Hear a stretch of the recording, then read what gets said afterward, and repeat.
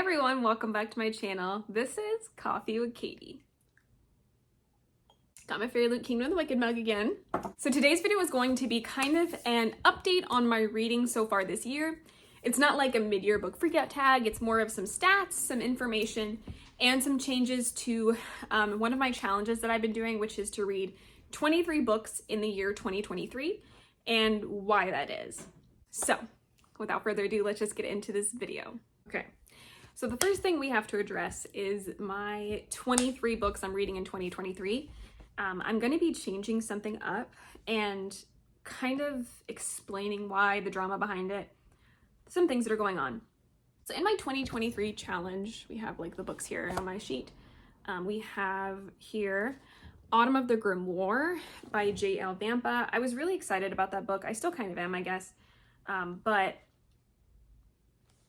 some things have come to light about her publishing house and how she was treating another author. And granted, I know that I am removed from this situation. I don't know everything. I just know what the author has shared, but they've been really transparent with everything. So J.L. Vampa is the owner of Phantom House Press and Wicked Whimsy, and the author for the Sister Solstice series, the Autumn of the Grimoire, Winter of the Wicked, and Spring of something. So I'm going to be no longer talking about those books on my channel until this is resolved, or like promoting it, anything like that. Because there's just a lot of things going on that are very sketchy and very not good business practices, but also just wrong, like not right. So basically Whitney Dean, the author of Kingdom of Flame and Fury, I believe, her books have become very popular. I can have a picture of it up here. I bought the first one, I think it's upstairs at the moment, at the Imaginarium Book Festival. So she was self-published and publishing indie on her own, and then her and J.L. Vampa got together and she said, do you want to join Phantom House Press? She said, sure. Signed a contract, joined, and has been with them since the end of last year, I believe, maybe January. Maybe she like signed on but didn't start until January of this year. And since then, some things have come out. She asked to peacefully leave. She asked to kind of like, can we just null and void this contract? Because some things that I've noticed is that you have violated this contract with how I've been paid. I have not been paid my proper royalties or fees. I have not been paid the amount of money I should be.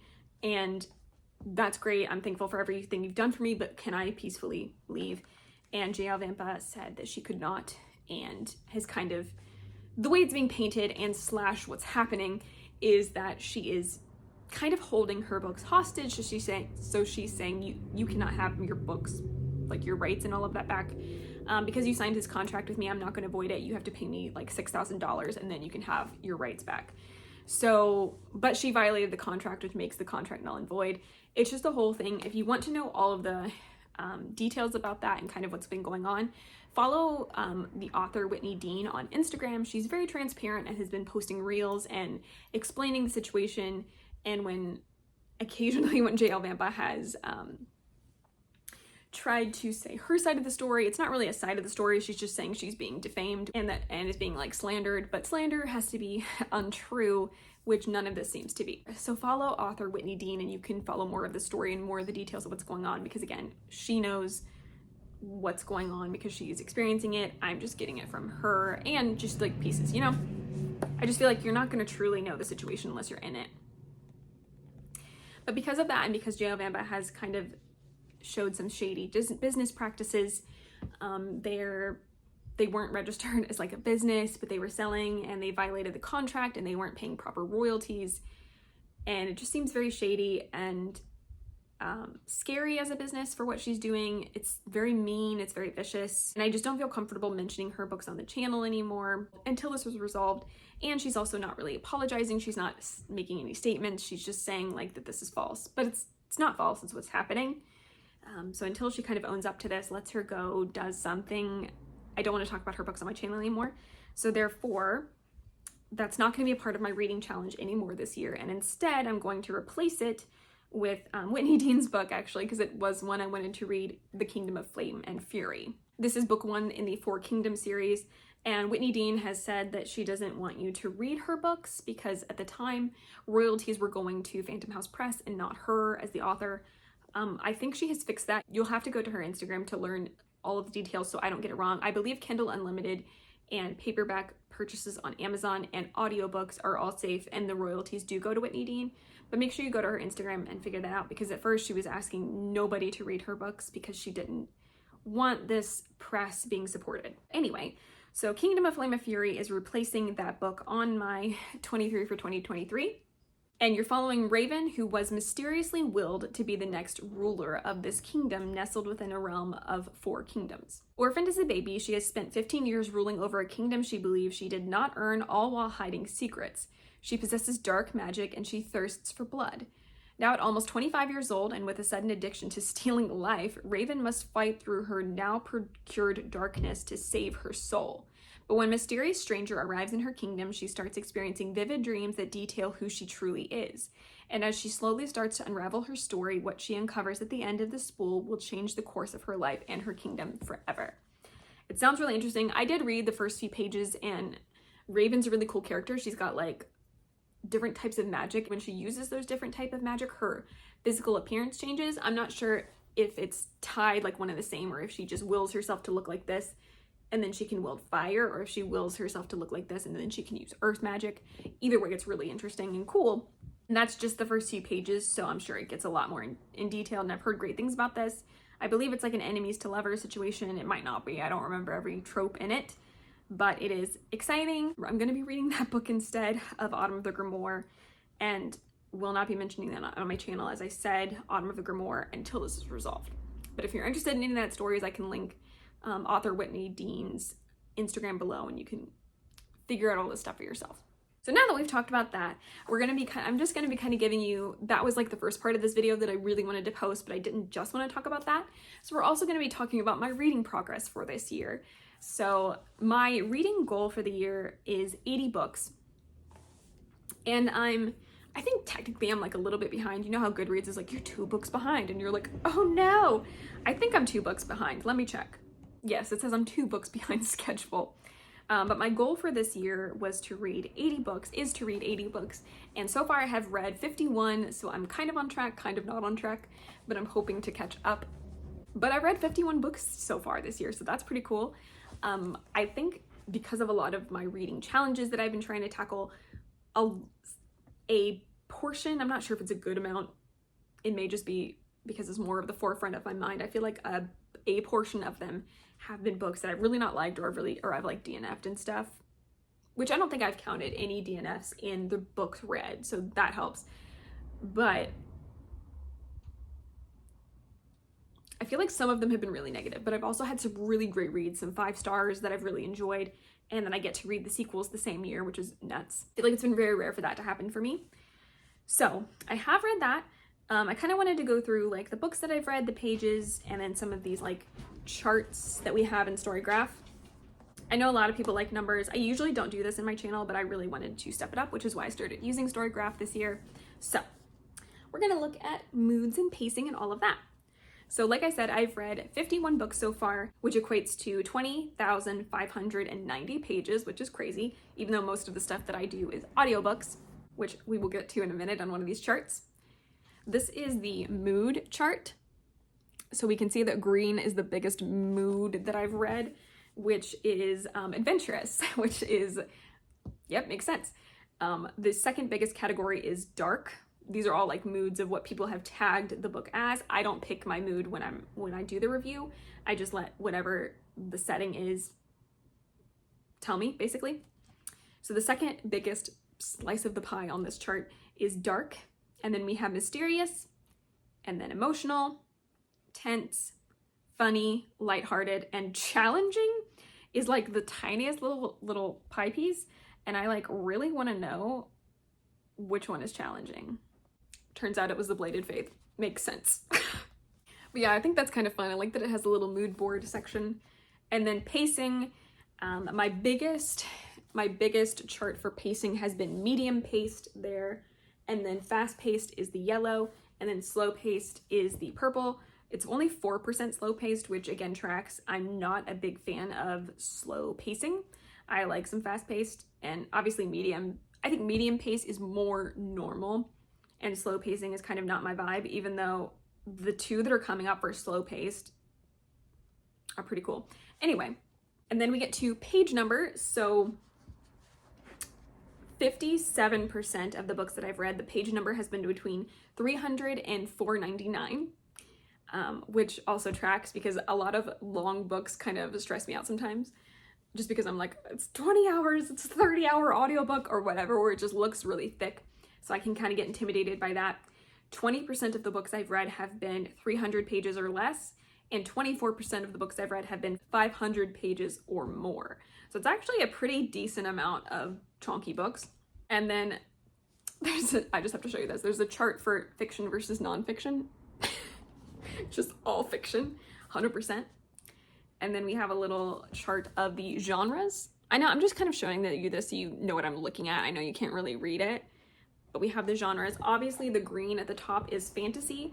I've read, it looks like 47, 46 fantasy books out of 51.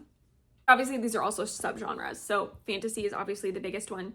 And then romance is actually like 24, 23 books, which it's kind of tricky to know what this chart's saying because it doesn't necessarily mean fantasy romance. It could be a YA fantasy book that also has romance as long as somebody has tagged it as having romance. But it's a big category and I didn't really expect that. And then the next one is YA, which is about 13, 14 books. Again, tracks. I love YA. We've got some sci-fi that's got a pretty decent bar because even though I like sci-fi, I don't always read a lot of it, but I've read about like from 7 to 8, which is pretty good for me. And then we've got a couple historical, like less than 5 historical, less than 5 LGBTQIA+, which again, like if it's in the book, it's in the book. I don't know. I read like less than 5. The smallest chart, so it's probably like 1 book or 2 books maybe, but I think 1 book is middle grade, dystopian, thriller, short stories, and contemporary, which again tracks because short stories I've found that I don't like as much as I think I'm going to, and contemporary is not my vibe. I've read, again, Love Hypothesis is probably it. I do like some thrillers, but it depends, and I do like some dystopian, but it depends. So, understandable. And then this is fun. So, the format of the books that I've read, audio versus physical, audiobook is 88%. So 88% of the books that I've read so far this year have been via audio, and only 12% have been print, which again tracks because I'm a big audiobook girly.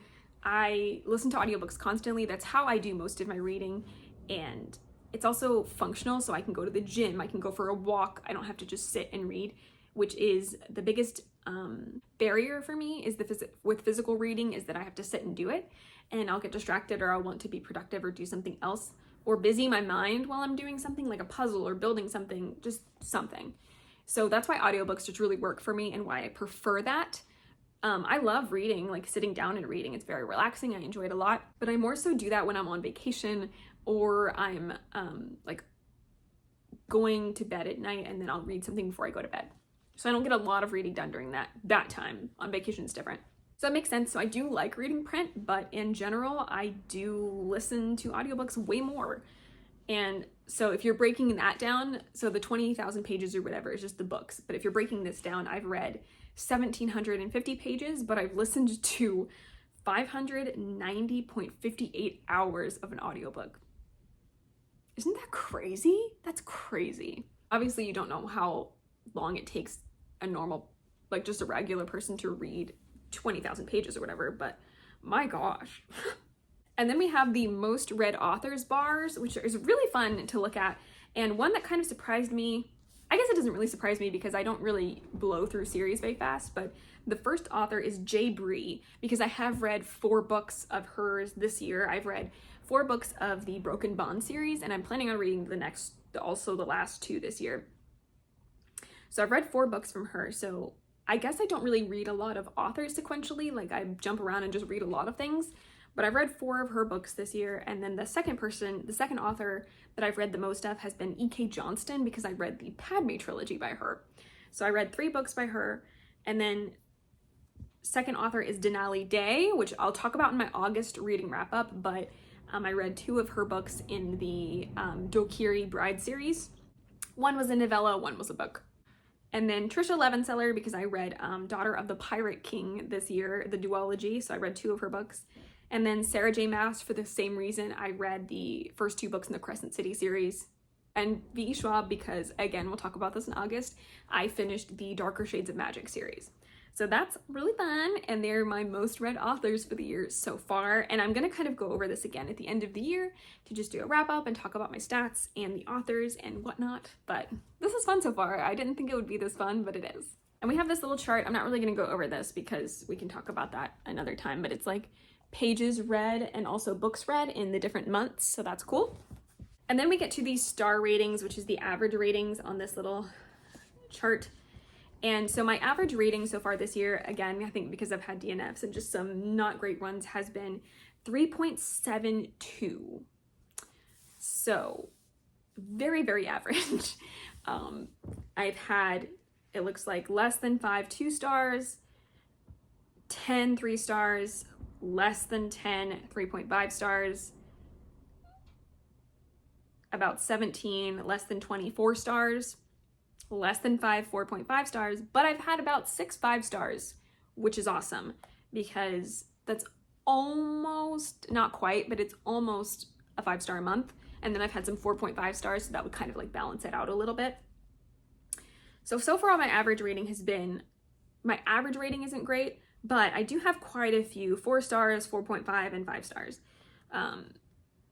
So I'm kind of happy with that, but I feel like this reading year as a whole has not been my favorite. It's kind of hard to say because, you know, like the highlights and the lows really stand out. So like obviously I read Fourth Wing and I read City of Nightmares and like all of these books that I gave 5 stars and I loved, but I also read books that I've DNF'd that I've had no issues DNFing this year. Well, that's not true. I still had the like FOMO, but I've been DNFing this year, which usually I don't. Usually I struggle through it. So it's just kind of interesting to see my average reviews or my average ratings, but hopefully I can get those ratings up and then we can read some more great books this year to end out the year. So today is September 1st, so it's kind of terrifying because the year is more than halfway over. It's been more than halfway over, but now we're getting into like fall and then it's gonna be like the holidays basically. So it's crazy, but that's kind of my stats and where I'm at so far and why I'm changing some of the things up for the reading challenge for 23 books to read in 2023. And again, I will link Author Whitney Dean down below so that you can follow the story and just figure out what you want to do about the situation on your own. Usually I do separate art from artist. I kind of think that that's healthy in a lot of ways. This is just one that personally I don't feel comfortable with talking about on my channel, but do what you feel is okay. It's okay to separate art from artists a lot of the time. Well, I hope you had fun looking over these stats, having a little bit of drama at the beginning, but I enjoyed this more than I thought I would, and I'll get my handy dandy iPad out for the end of the year once I finish my reading in December and we can go over some more stats. That would be fun. But as for now, that is it for today's video.